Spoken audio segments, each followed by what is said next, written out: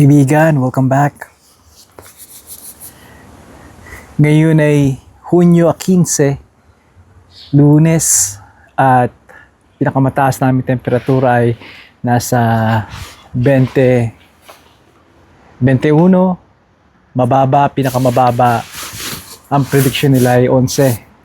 Kagabi ay may kalamigan, single digit. Kaya yung tingin ko yung iba kong halaman ay nasaktan. I think makaka-recover sila. Meron ako isang halaman dito, dahlia, na mukhang hindi na makaka-recover dahil hindi dahil sa temperatura ay ang tingin ko may dumaan dito. Ito kasing hallway na to, itong tagiliran na to ay daanan ng mga iba't ibang mga uri ng mga hayop dito, skunk, possum, raccoons. Sa gabi lang yon. Siyempre sa umaga, andyan yung mga squirrels, even red squirrels, mas maliit sila pero siga-siga yon. Talagang nakikipaglaban nyo sa malaking squirrel, yung mga gray and black squirrels. At siyempre yung chipmunks. Alam niyo yung chipmunks, di ba? Meron akong chipmunks noon na I would say, pinili niyang manirahan sa garahe. At hinayaan ko siya. Hindi ko na siya nakikita, ilang taon na yon. May video ko noon sa kabila kong channel. Ang pangalan ko sa kanya ay Chippy o Chipper. Hindi ko na matandaan. Pero kung maghuhula ako, sigurado Chippy siguro dahil Pilipino tayo, di ba? Alam niyo yung ewan ko, may Chippy pa sa atin, yung chips. Paborito namin yun ng kapatid ko, Chippy or Tortillos. Yung mga Generation X siguro tatandaan yun. Ano bang video ko patungkol ngayon? Ang tema ng video natin ngayon ay nakikita nyo sa tagiliran ko ay kahon ng Amazon. At nandito yung dalawang uri na ipapakita ko sa inyo. More like unboxing. Ito is umorder kami ni Mrs. T ng dalawang uri. Yung sa bisikleta, ilaw. Natutuwa si Mrs. T at nagbibisikleta ako. I don't know, hindi ko alam, yun ang hula ko. Hindi naman siya nangiti pero alam niya yung si Mrs. T lagi nandyan, supportado ko sa mga nakakahiligan ko. Ayan siya, lagi siyang nandyan. Nag-umpisa akong na-notice niya at sinabi ko sa kanya, nagbibideo na ako sa YouTube. Alam niya noon pa nang gumagawa ko noon, pero sabi ko sa kanya, mahal. Nanay, mahal. Dami pala mga Pilipino na nagbibideo. At ang tema nila, ang keyword, buhay Canada. I'm sure may iba pang iba, buhay Amerika o buhay, ewan ko. Sabi ko, hindi ko alam, siguro bawat bansa kung nasan sila. Pero buhay ang Canada ang pinapanood ko. Binanggit ko sa kanya na nagmula ako nung panonood ko yun ng una ko napanood yung kay Gary Valenciano. Yung naglakad siya, nag-vlog, nag-content siya noon na nasa Florida siya sa kapatid niya. At natuwa ako. Sabi ko, matagal ko nang balak yun pero gawin ko rin yun. At habang pinapanood ko siya, may mga suggestion naman. At may sinuggest sa akin, una kong pagkakataong nakakita ng Pilipino na nag-vlog. At ito'y, sa katunayan, nakakatuwa dahil hanggang ngayon hindi ko alam kung ano siyang probinsya. Pero, hindi ko alam. Nakakatuwa dahil hindi ko inabala na tingnan talaga. Pero, siya'y nasa bangka siya eh. Nanghuli sila ng mga lobster o gano'n. Siyempre sa mga Nova Scotia, sa mga karatig na sa ating tagiliran ng bansang ito, sa Atlantic, meron nun. Pero hindi ko talaga binother.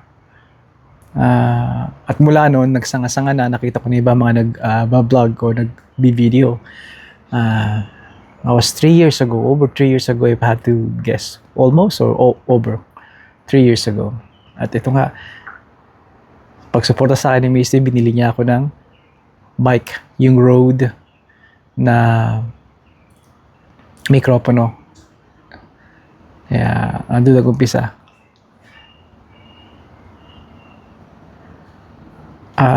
Papakita ko lang sa inyo yung isa pa, yung langis. Langis ang tawag namin sa Pilipinas. Pero sa inyo, kababayan ko, mataas ang porsyento, ang tawag ninyo ay mantika, yung cooking oil. Pag sinabi sa aming langis, iniisip ninyo motor oil.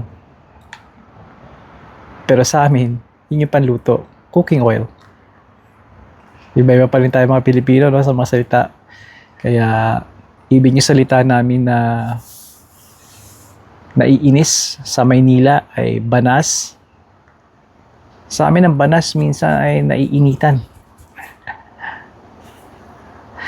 Ay kaibigan, huwag natin patagalin at buksan na natin to. At may mga videos pa akong susunod. Sana'y sana'y magtuloy-tuloy na itong wag nang bumagsak ang temperatura, di ba? Dahil nasasaktan yung mga halaman, lalo pat may mga maliliit pa akong binhi na gustong, hindi sila makalaki talaga. Kailangan nila ng init. Although, sabi nga nila, careful what you wish for. Dahil pag uminit talaga manlalagkit ka dito. Alright, let's go.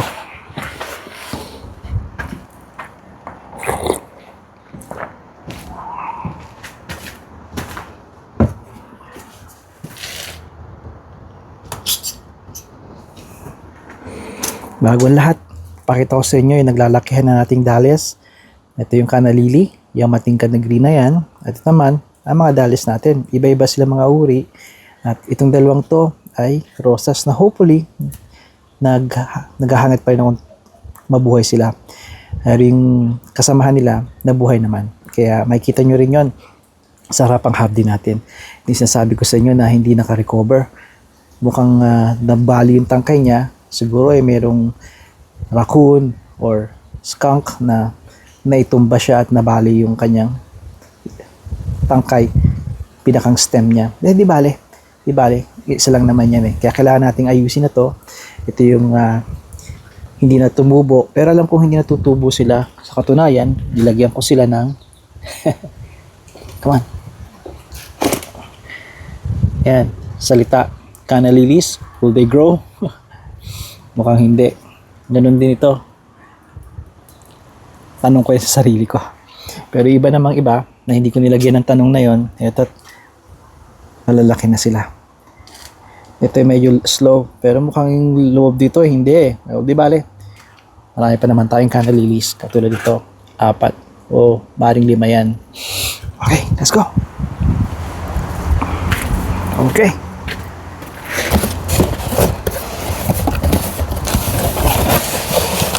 Una kong bukas to, trust me. Okay, dalawang box ito.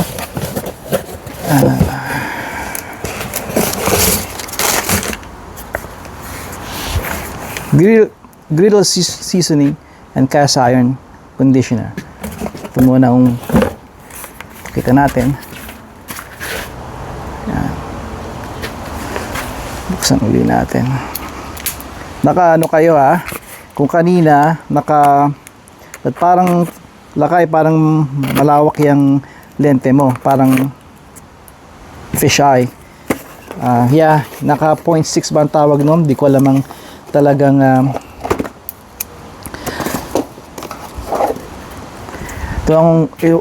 hindi ko alam yung lente 0.6 ang tawag nila. Yung fish eye, yung malawak. Kaya medyo exaggerated minsan lalo na sa side, parang parang lawak-lawak nga niya or kind of off, yung eto siya, Blackstone Griddle Seasoning, talagang I'll tell you something ha.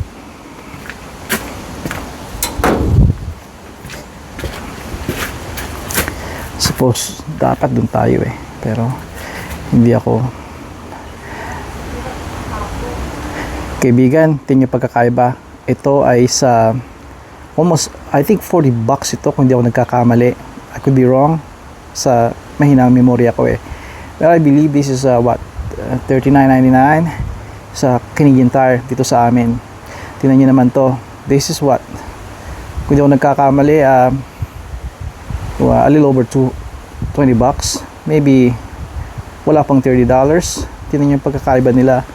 15 ounce ito, samantalang ito ay 6 ounce lang, wala pang kalahati. Kaya napipilitan ka talagang bumili sa online dahil sa napakataas ng mga presyo nila. You like to support your local stores, pero tingnan nyo ng pagkakaiba nila, di ba? Wala na ito. Well, meron pa rin.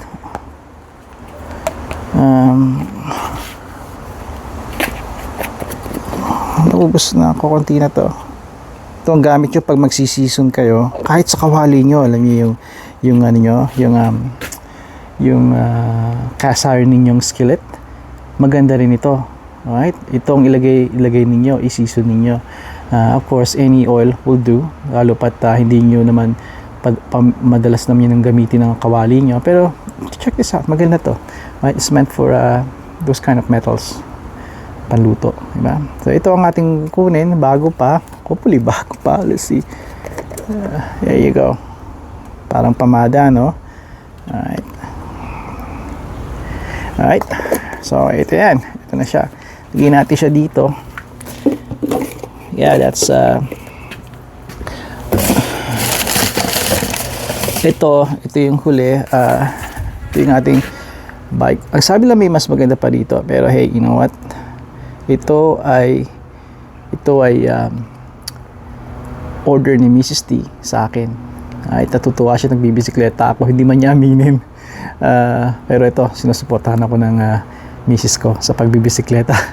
Nung una, pagbi-video dito. Ngayon, ba't bukas na to?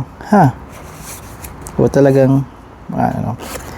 Yeah, so kaya binili niya ako ng mic. Tatandaan niyo, gumawa ako ng video. At yung video ko na yon, gumawa ko ng sinasabi ko na kinukonsentidora or kinukonsinti ako ng Mrs. T. Dahil binili niya ako ng Rode Dual, isang adapter ba yon? Isang transmitter at receiver ba yon?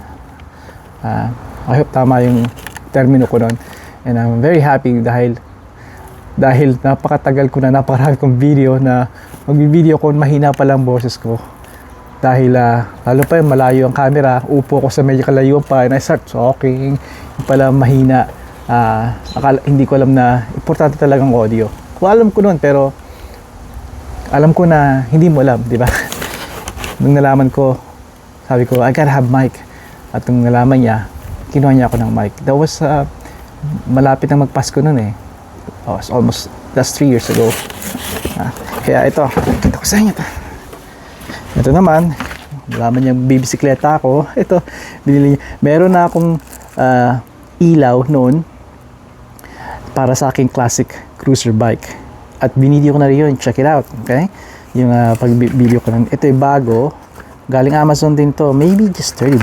Pero hey, you know what? Pag galing sa minamahal mo, this is priceless, di ba? I guess meron siyang charger to. This is what I like. Hindi na di baterya, di ba? Kundi hindi na yung traditional na batteries at AA, AAA. Meron ka ng rechargeable. Napaka-conveniente. At ito yung strap. Alam ko dahil meron na akong ganitong uri. Hindi man magkaiba man ng klase. At ito yung sa kailangan nasa batas dito na kailangan mong meron dito sa Ontario. Pag bibisikleta ka at abutin ka ng gabi, kailangan ka may gabi. Kailangan ka may ilaw na puting ilaw sa harap, pulang ilaw sa likod, at mga reflector sa side. I'm not sure about the reflector sa side, pero this is a must. Itong mandatory dito. Let's see kung mag-work ito. Typically may mga battery to eh. There you go.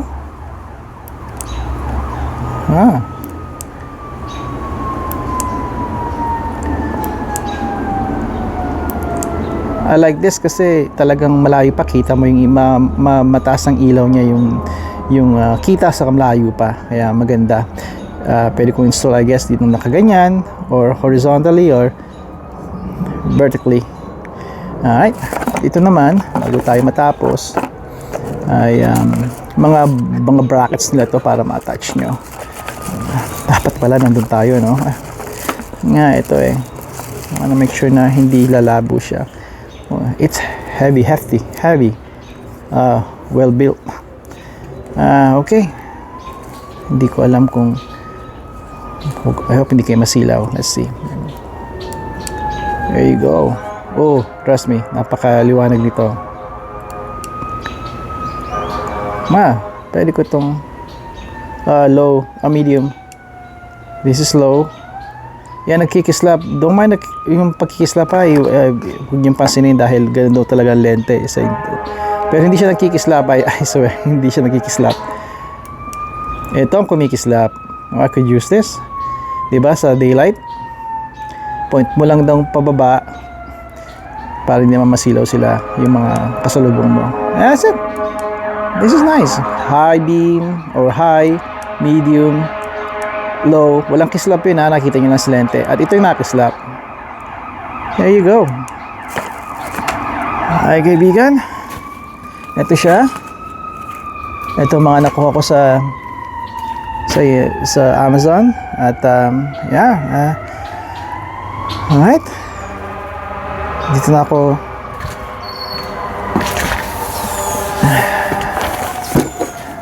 Dito na ako magpapaalam sa inyo. Marami pa mga videos na darating. Ang huli na to, ang aking eventually, bala ko araw-araw magbi-video ko, pero weekend hindi ko na tinuloy, hindi ko na mag-upload ako doon dahil gradually dadalang ng pag-upload natin. That way, gumawa rin ako ng mga bagong channel kung saan may bubukod ko, maihiwalay ko ang mga bagay na I think magandang pagtuunan ng pansin, tulad ng pagkukumpuni at pag-maintain ng sasakyan. I really believe na importante sa atin, and gusto kong malaman ng mga bawat Pilipino, lalo na dito sa North America, mapa US man o Canada, ang kaimportansyahan ng pag-maintain at ng yung sakyan, at mga simple fixes na hindi nyo alam na maaaring katulad nyo ako na maging bihasa kayo at mapanatili nyo yung mga sakyan ninyo na kayo nang gumagawa, na malalaman nyo kung hanggang saan yung hangganan ninyo, pero yung mga kakayanin ninyo, you'll save, if not thousands, hundreds of dollars. At napakaganda nun, knowing na nagbibisikleta, nagmamaneho kayo, knowing na ano man ang mangyari, may mataas na porsyento, alam ko nangyayari sa aking mga sasakyan dahil ako nagme-maintain nito, di ba? At kung may mag-breakdown man ito sa daan, nagka-flat ka, alam kong palitan ng gulong. Bago niyan, yung safety first. Alam ko kung paano tingnan ng mga liquid, yung mga ng sasakyan, mapa-coolant ito, brake fluid, oil, transmission fluid, power steering fluid. Malaman ko kung ano ang status, yung state of health, SOH, at SOC, state of charge ng aking baterya, dahil lumalamig na, malapit na ang winter, kailangan ko i-condition to, dahil marami pa hindi nakakaalam sa atin na just because isang click lang ang inyong baterya, that doesn't mean na malakas siya hanggang winter. Kaya marami nagtataka, isang click lang naman ang baterya ko, walang problema, bakit ngayong fall na, o bakit ngayong winter hindi na siya nag-start? Well, kaibigan, yun ang gusto kong dahil magkaiba ang temperatura, nakaka-apekto ng malaki sa ating baterya. Ang tag-init, ang taglamig, malaki epekto ito sa ating battery. At maraming nakikita ng mga tao na malakas ang baterya mo during the summer, okay na yan hanggang winter, malaking mataas na porsyento niyan. Kung yun ang paniniwala ng mga tao, ay may stranded kayo at hindi kayo, ilalet down kayo ng battery nyo. Alright? Kaya, at napakarami pa.